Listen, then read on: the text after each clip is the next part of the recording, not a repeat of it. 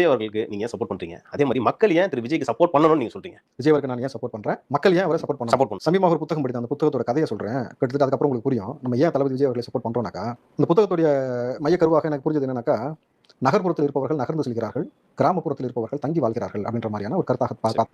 அது என்ன மாதிரி ஒரு கதைனாக்கா, சாலை ஓரத்துல சாலையை கடக்க முயற்சிக்கும் பொழுது ஒரு சிறுமிக்கு அடிபட்டுருது. அடிபட்டு தலையிலிருந்து ரத்தம் முகமெல்லாம் ரத்தத்து களத்தில் வைக்குது. ஒரு பெரும் கூட்டம் அதை சுத்தி நிக்குது. எல்லாரும் பார்த்துட்டு போறாங்க. பார்த்துட்டு நகர்ந்து போயிட்டே இருக்காங்க. சில நபர்கள் வந்து பார்த்தீங்கன்னாக்கா வீடியோ எடுக்கிறான். நகர்ப்புறவாசியில வீடியோ எடுத்துக்கிட்டு இருக்கிறான்.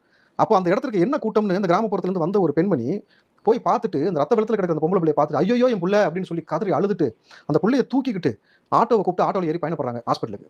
ஹாஸ்பிட்டல் வாசல் வந்த உடனே தன் முந்தானையில் முடிந்து வைத்திருந்த 100 ரூபாய் எடுத்து ஆட்டோக்கார காசு வேணும்னு கேட்கல, எவ்வளோன்னு சொல்லல. இந்த அம்மா எவ்வளோ காசுன்னு கேட்கல. சாமி என்கிட்ட இவ்வளோதான் காசு இருக்கு, நீ வச்சுக்கையான்னு அந்த 100 ரூபாய் கொடுத்துட்டு தூக்கிட்டு உள்ள ஓடுறாங்க. மருத்துவர்கிட்ட கொண்டு போய் இந்த குழந்தையை ஒப்படைச்சு அவர்கள் ட்ரீட்மெண்ட் கொடுக்க ஆரம்பிச்சு மருந்து வாங்கிட்டு வர சொல்றாங்க. அந்த மருந்து வாங்கிட்டு வர சொல்லும்போது அந்த தாய் ஓடோடி போய் அங்கே இருக்கக்கூடிய மெடிக்கல் ஷாப்ல மருந்து கேட்கும்போது மருந்து எடுத்துட்டு காசு கொடுமான்னு கேட்கும்போது என்கிட்ட காசு இல்லை யாருன்னு சொல்லும்போது இப்போ மருந்து தரமாட்டேன்னு காசு எடுத்துட்டு வர்றாங்க.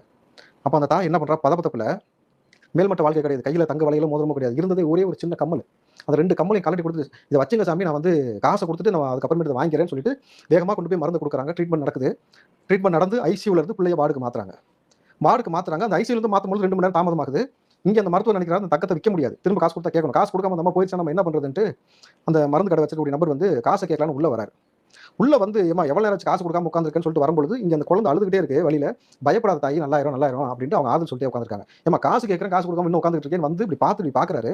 அந்த குழந்தை அந்த மருந்து கடை வச்சிருந்தாருல அவரோட குழந்தை. ஒரு நிமிஷம் அந்த மனுஷன் செத்துட்டான்.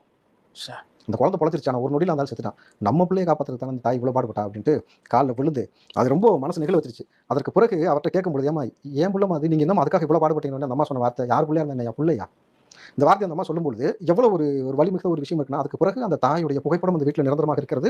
அந்த தாய் வந்து அவருடைய மனசுல நிரந்தரமா இருக்கிறார். இது போல இந்த சமூகத்தில் இவ்வளவு பிள்ளைகள் மக்கள் பாதிக்கப்படுவதை பார்த்துவிட்டு இந்த தாய் கமலை கொடுத்த மாதிரி இவர் ஒட்டுமொத்த வருமானத்தையும் விட்டுட்டு இந்த மக்களை காப்பாற்றணும் தனி மனுஷனா வந்து நிற்கிறார்ல, அதுக்காக தான் விஜயோட நம்ம நிற்கணும். விஜய்க்கு நீங்க எல்லாம் எதுக்காக ஆதரவா நிக்கணும்னு சொல்றதுக்கான அர்த்தம் புரியுதா உங்களுக்கு? ஏன்னா எத்தனையோ நடிகர்கள் இந்த நகர்ப்புறவாசிகள் கடந்து போனது போல் போயிட்டாங்க. இந்த கிராமப்புறவாசி மனசை தங்கனான்னு சொன்னல, அது போல வந்து விஜய் வந்து நின்று இந்த மக்களுக்காக போராடுவதற்காக களத்தில் நிற்கும் பொழுது எவ்வளவு எதிர்த்தாக்குதலை சந்திக்கிறார் பொழுது அப்போ ஏன் விஜய்க்கு நம்ம ஓட்டு போடணும், ஏன் விஜய் ஆதரிக்கிறேன் பர்சனலா, அதற்கான காரணம்